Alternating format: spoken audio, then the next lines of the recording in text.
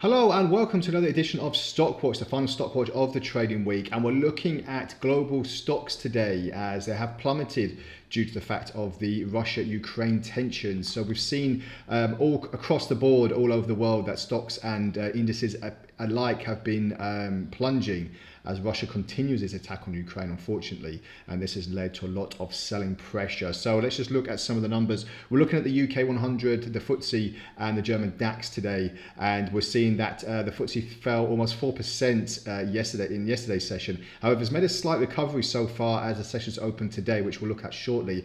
The German DAX, however, has also shed roughly about 4% as Russian stocks crashed as well, with their main index dropping over 45%. As these sanctions that are being placed on the country have been taken into consideration now, with the UK government and the American government last night making speeches against condemnation on the attacks on Russia. So the US stocks also falling a little bit sharply as well. You know, Nasdaq still falling, and also the Dow and the S&P falling slightly more as well. So let's get into the markets then. We'll see if there's any slight chance of recovery. At the moment, as I said, the FTSE 100 is making just a slight recovery as it's opened in the morning. But if you see the ascension on the overall pattern of the UK 100, we're seeing, you know, a upwards channel, and we're seeing possibly this could mean, I'll just make it a little bit more easier to see.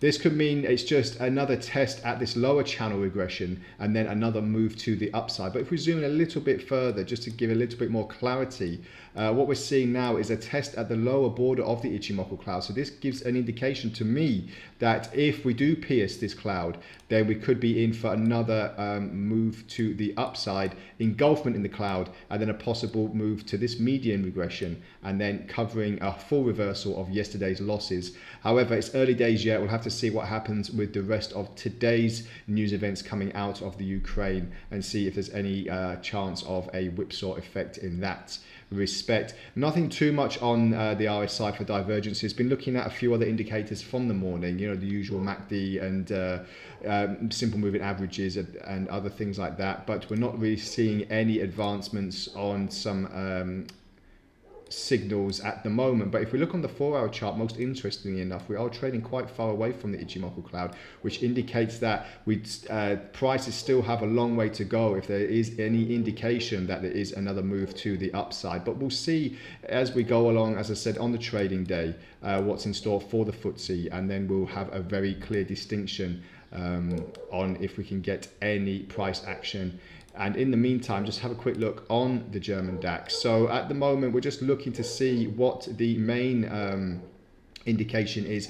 As I said, a bit very high selling pressure there, and as you can see, a lot different than the FTSE, where we had this continued bullish channel. At the moment, it was a lot of consolidation for the last few weeks, and even dating back to this time last year, and now we're looking at another slide down. So will we recoup these losses that we saw yesterday? We'll have to wait and see, as we're going to go into this trading session a little bit precariously, because it might be that we might have another leg lower if prices do sustain this biased downward pressure.